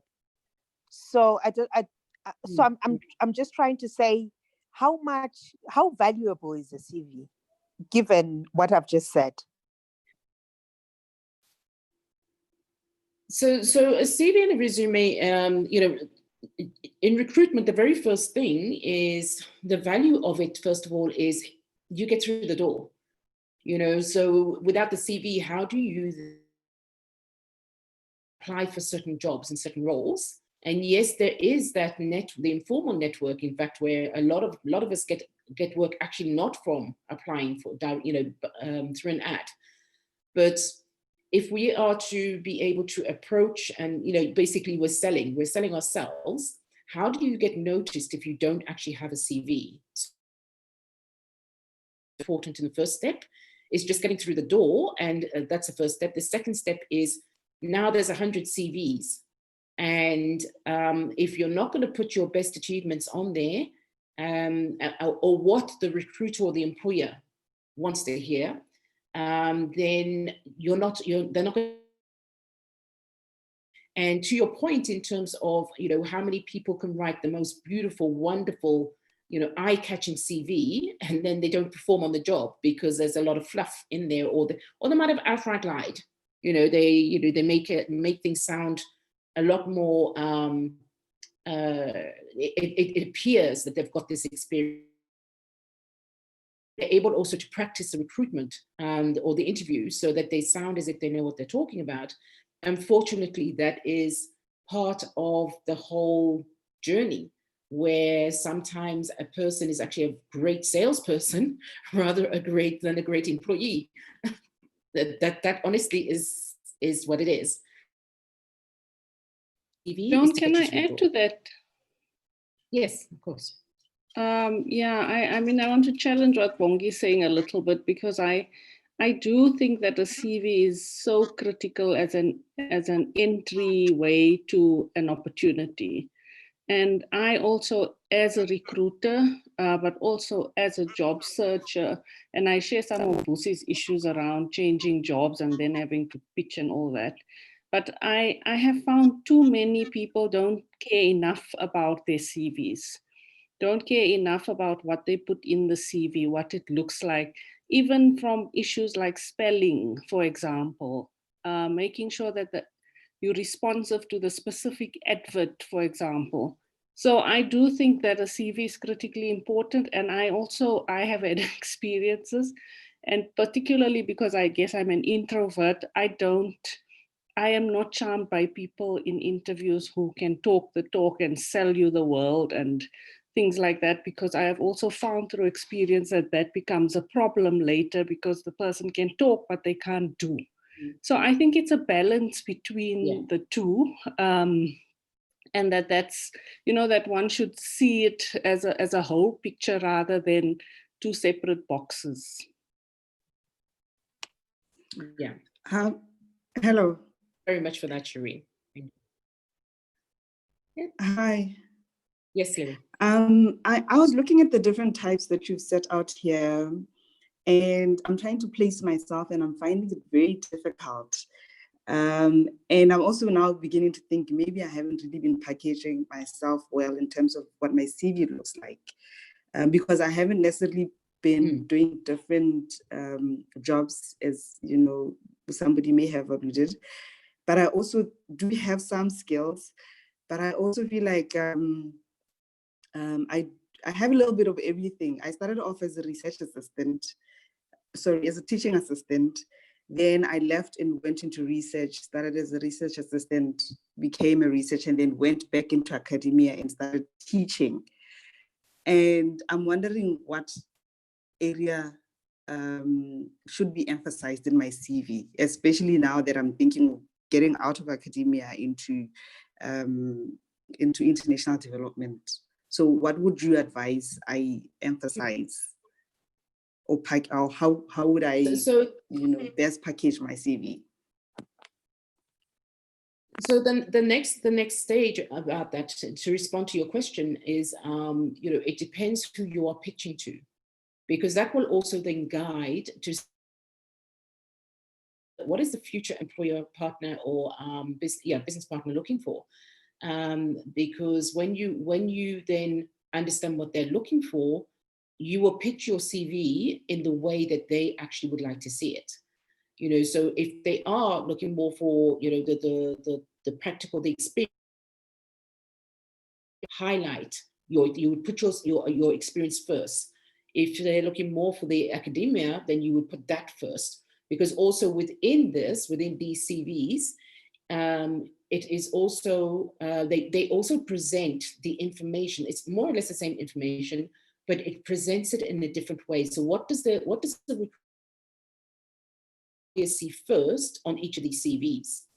So depending on what it is that you're needing, you're applying for, would then guide how you would do your CV. So I have 3 different CVs. And as Busi said, also she's adapted, her CVs. So I adapted depending what do they need to see? Do they need to see more of my performance, that I've achieved it? Or do they want to see more of my skills, that I can do it? Or do they want to see more about me as a coach and as a writer? So depending on who I'm pitching to would depend how I then, which of those are forward, or I might just put forward a bio. And that's basically how you do it. You wouldn't have this standard today. It's very rare you'll have the one resume that you just sent to 100 people, because you need to also get to know your client, which takes us to the next part. Does that respond to your question, Nibble? Oh, yes, it does. It does respond to my question in a way. And Okay. I am Sadi. Okay, great. So within that, so we have the term CV, resume, or bio. Depending on what, what you're pitching for, what you're looking for, what they're looking for, I have all three. So I have a very, very detailed CV, curriculum vitae. I've got a very short bio, and then I've got which is actually I use as my resume, the one that says the one that's in green, and then I've got a one-page bio. So it's handy to have them all ready, because often you're going to be asked three. Okay, so we're going to also skip through. I will give you a. I'll just show you what this is actually. Creating your personal bio. Let's see if it's going to take us there. Oh, okay. I'm coming back. It didn't take me where I wanted to. So what I will do is I will share the links to these things. This is a site where it's very, very easy to create the type of, where it's very easy to, the green one, and also of these types of resumes.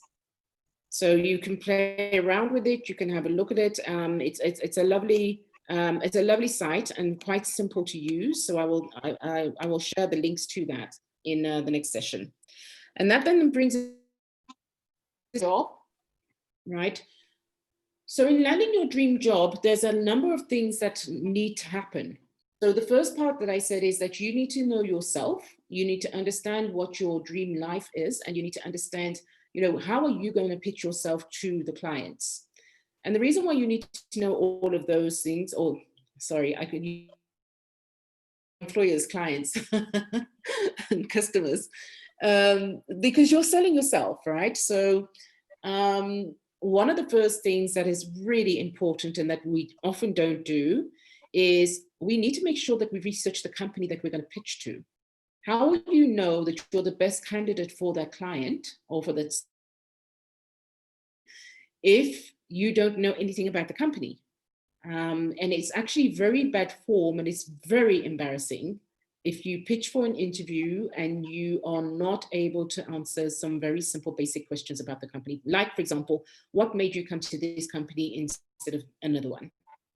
And you're not able to, very flattering about the company. Also, when you're doing research, this is about also understanding, what are the pain points or the challenges that the company is going through in general, and in particular, regarding the position that you're applying for.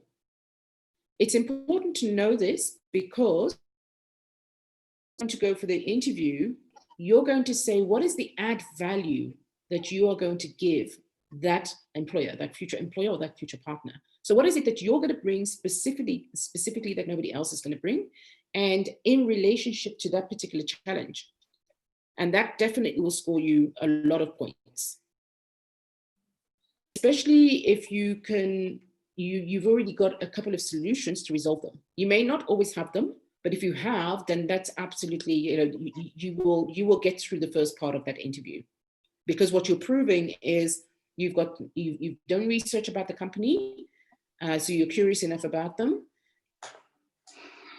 You are applying to something that is within your expertise or your experience, and by suggesting a couple of solutions without providing all the solutions, but suggesting how you might address it, that's definitely a bonus.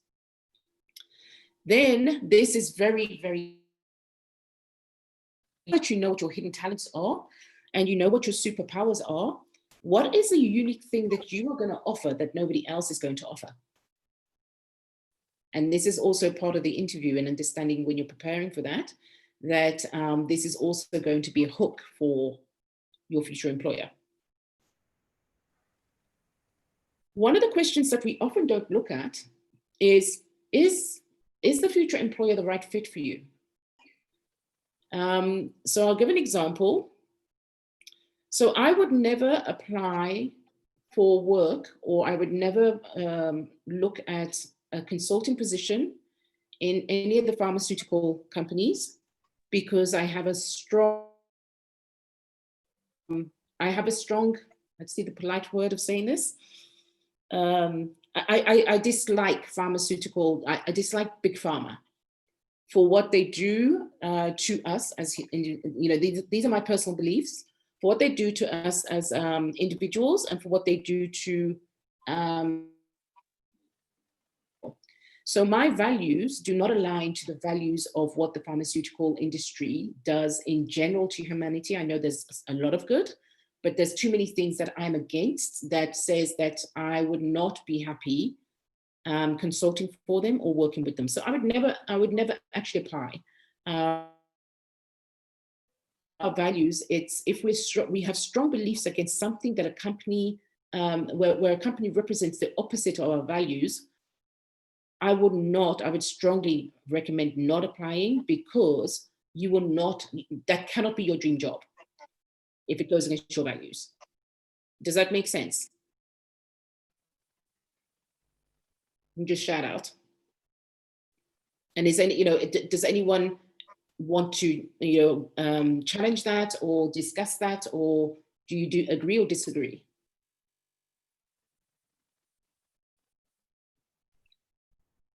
Joan, it's Shireen. I Bongi here. I completely agree. I think you know, and I think as you grow older and have more experience, there's certain views and positions that you take on certain issues, and I think those issues become more and more important as you advance in your career, in terms of informing you know, what kind of work you'd like to do and what kind of organizations you'd want to be associated with, and vice versa. And so I completely agree with you. I have the same problem with pharmaceuticals, but I also, you know, have issues with how international development is being framed currently. So there are some international development agencies that I would not want to work for or work with. Yeah. Yeah. Yeah, no, agreed. My line's just gone bad. Can you guys hear me? Yes, we can hear you, John. Okay, all right. Yeah, so it's very, very important, because it will either weigh on you later on. It will make you unhappy, and you know, it's definitely maybe it is something that you might actually regret. Then the last point, in terms of the remuneration package. So this is also very, very important. You know, Leah mentioned, you know, she's got a dream job, but in terms of the financial security or the happiness, it's not really aligned to the dream job. And the remuneration package is not just about, you know, just the actual money in the pocket. There's also perks, etc., etc. And sometimes we may pursue or choose a, you know, to apply for a job that is not aligned to what we want. However, if it offers growth, you know, opportunities for growth that you couldn't get elsewhere, you might want to consider trading off. So it's not just about, you know, making sure you've got all the money that you need. You might decide that you're going to spend 2 or 3 years, especially for the younger generation. You might decide you're going to spend 2 or 3 years in a, because you want that name on your resume, because it really will open doors later. And so once you're there, you know that the remuneration may not be what you want, but you're getting the reputation, and you're getting also what usually, so certain organizations will offer is that your growth path within that organization might be actually, and it might be an accelerated growth, that might be an opportunity. And from a monetary value, it's a great trade-off, it really is. And then you might decide that you're just going to go really for the fact that this particular organization offers a great remuneration package. It might be a bit more of a challenge or a stretch, but also again, you might choose it because right now finance is more important than the actual learning path. And so that's also in terms of how the choices you might make. You might make the choice based on, is the money more important or is the career path more important? And it's very important in terms of, those other factors. In terms of anything else, is there anything else that, from your own experiences, anyone would like to share that might be something that somebody else would like to add to this checklist before we move on from here? From Shireen or from also transitioned previously? Joan, maybe I can, I have a very colorful job history that, I can tell major stories about, but except to say that the two last points around the values, I think, is critically important, and the remuneration. So I do think that, from a values point of view, one of the things I learned was, for example, I'm not made for the corporate sector. So even though I often went for interviews and so on, I didn't get jobs. And later in my life, I realized, but actually those jobs were not for me because I would not have lasted there. So I do think the values fit is right. And remuneration, I think, is not just about the money you want, but it's also valuing yourself and your skills. So don't, because you're desperate, take a job, but it's undermining the value of what you are bringing from a skills and experience perspective. So I think, and I also think that women in particular need to be very conscious of this issue of pay gaps and pay equity, and the fact that women are often underpaid compared to their male colleagues in similar roles. So I think it's also being cautious about that and educating yourself about that, and being really clear about what you want financially from this role, and therefore and being able to put that across, because some of what I've seen also is that many women struggle to be clear about what they want from a remuneration perspective when they are offered a role, for example. And the assumption then is just that, okay, we offer this and we kind of accept it, but even if you're not happy with it. So I think there's that issue as well. Yes. Yeah, I think, yes, so actually to also be prepared to negotiate and be firm, understand before you go in, what is your worth, what is the absolute minimum that you just accept, and stick to it. Because if you don't stick to it, then you will regret later on, in terms of your growth path, you will regret the fact that you accepted to start much lower than what you wanted, because you will never catch up. So yeah, thank you, Shireen. So just in terms then of landing your dream job, just very quickly, a few checkpoints as well. When you're looking for your jobs, you have a look at, so how many resumes do you send out and why? Is it? So do you do a spray and pray? Where you throw, you literally send off 100 CVs or 200 CVs, in a month? Or do you only narrow it down to particular areas or sectors? First of all, it will depend on your own career path so far. So younger people, they have to send out a lot more CVs. But still, a pray and spray doesn't usually work, because what usually happens is you would not have researched the company. you would not have, you have a letter that speaks to the organization or speaks to the actual position that you're applying for. And generally, recruiters and employers, they can see that, so they can sense that, this is just a standard. I'm not taking the time to actually get to know the organization. I'm just basically just sending things out best. So recruiters do pick that up. So the recommendation is actually to rather narrow down your own research. So go back to who you are, go back to your values, go back to what is it that you want, go back to the remuneration if you can find it. And so you start to actually, when you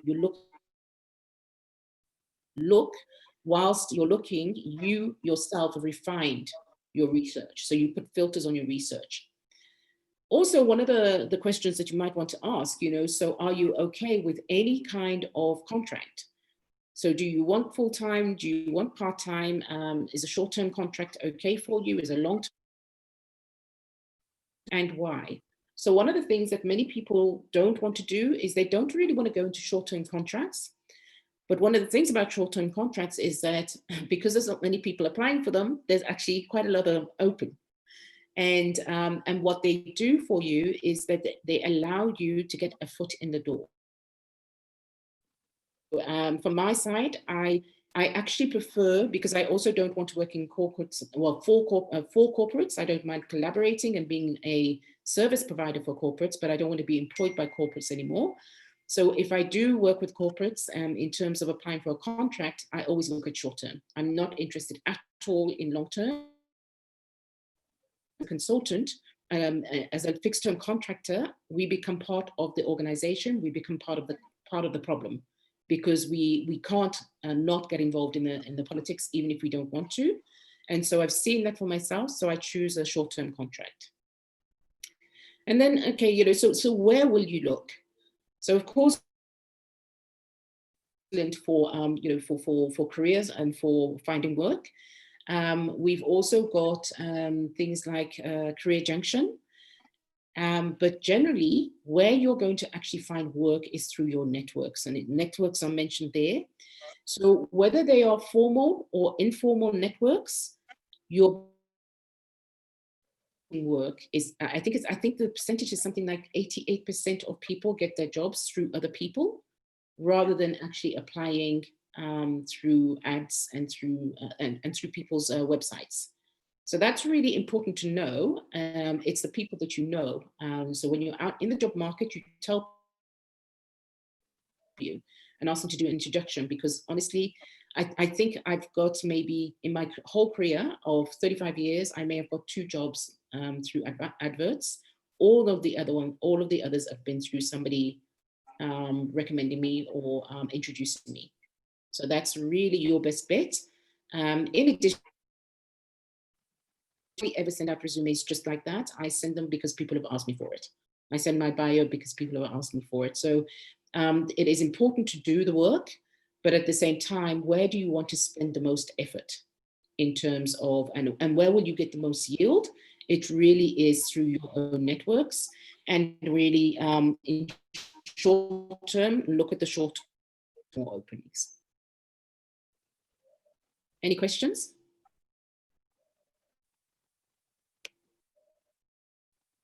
So I'm not going to play the videos.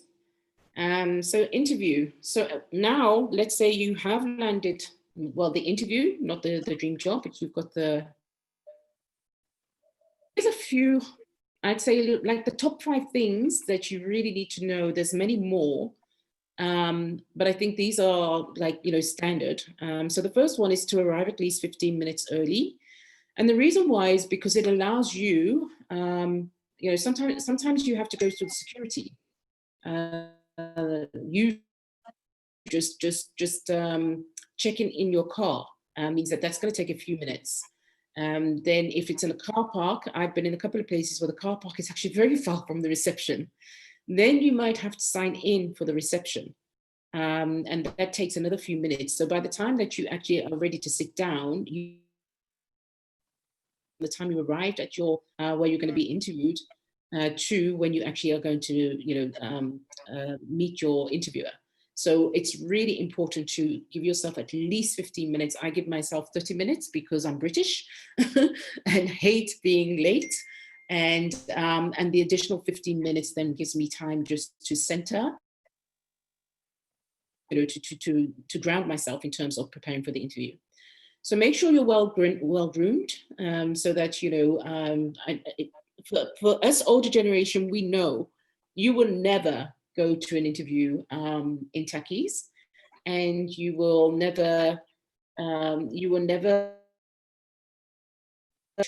shoes will be polished.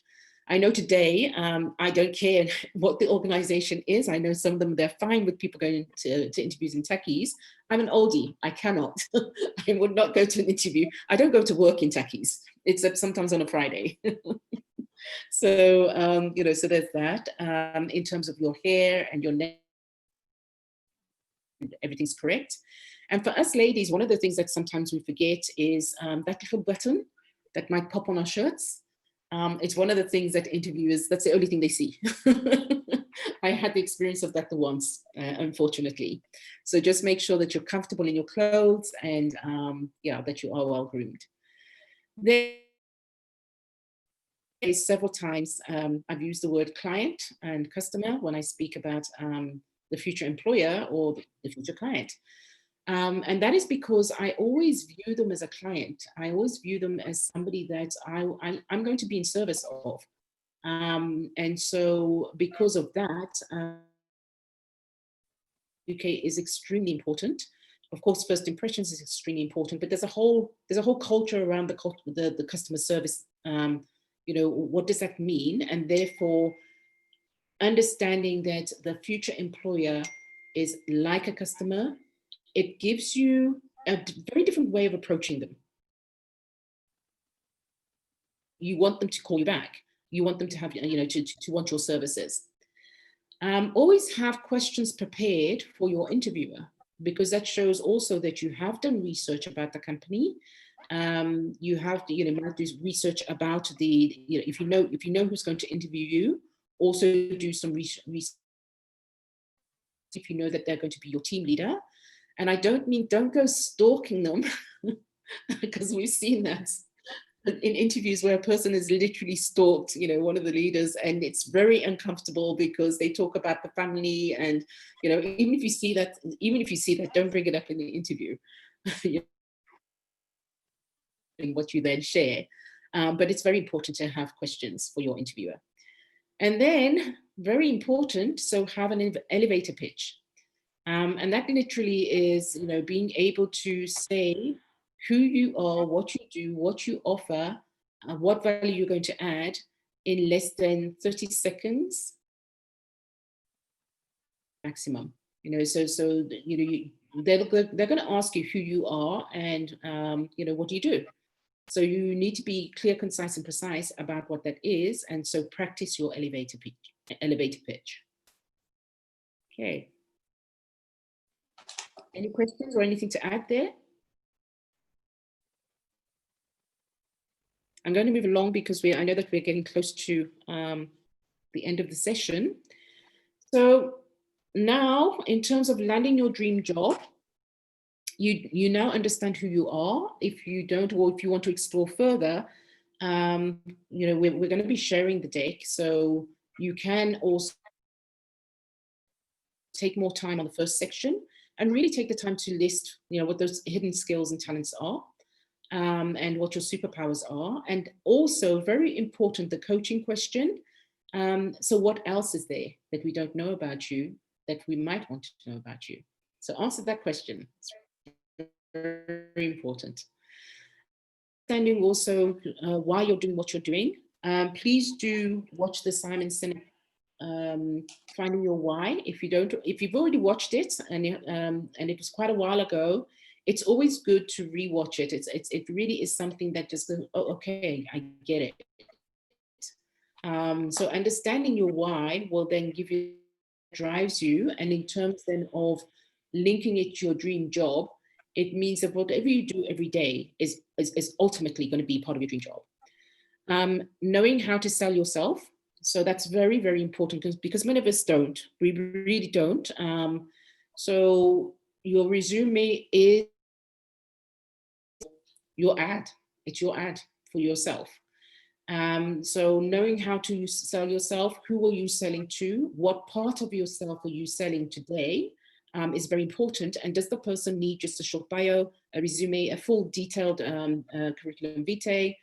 It all depends. They will tell you what they want, and that's what you need.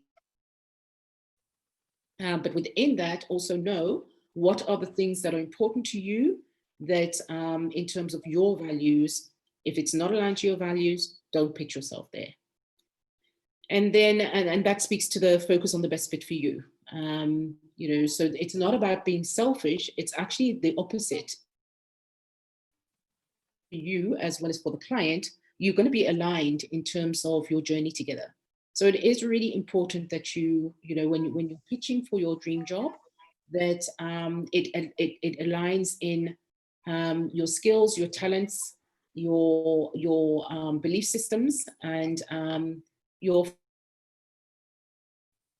all need to match. Okay, and then you're going to be hired. Right, so this is just a little bit about coaching, just the value of a coach for those of you who may not have a coach, you know, and kind of what our purpose is. So we enable you to clarify your purpose. For example, if you need further work or you'd like a partner in creating your vision and deepening that vision, then that's where we'll also step in. We work with you to facilitate your better understanding of your strengths and the job suited to you. And in that, we may sometimes also offer a psychometrics that identify your strengths and your personality. And in that also identify what jobs might be suited for you. We also enable you to clearly identify all your hidden skills and your talents. And so that's a bit of what we've been doing today. And we serve often as your soundboard to help you define your SMART goals. So Shireen mentioned earlier that, you know, it's all very well having that great big grand vision, but we then need to put it into a plan and a plan of action. And this is definitely where we support you in breaking down that massive grand vision into sizable pieces and sizable chunks so that you can then actually plot them out, support you in getting to your destination. So I just want to say thank you so much for your participation. But before you go, I'd love for you to share, well, actually, some of you in the chat or both. So what are you taking away from today's session that you didn't have when you came? And what do you see us needing to improve or to do to improve future sessions? If you could please share verbally and in the chat, I'd really appreciate it.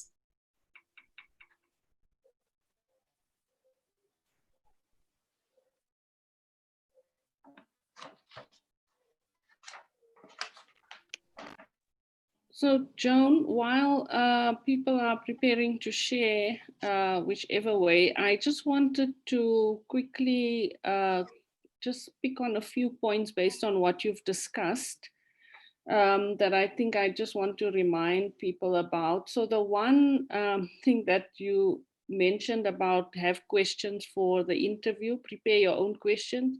I also want to say, take a notebook and a pen. It looks like I've seen a lot of people come to an interview and not have anything. And it looks totally like they're disinterested in the interview. So I think that's important. And then the second thing, especially for those of you transitioning to a new career from a different one, or you're wanting to grow skills in some areas, I think volunteering is really useful for that. And you can then express that as experience in your CV. So don't lose sight of how valuable volunteering is for different things. So for me, for example, I've served on a number of boards, and for me that started out as volunteering.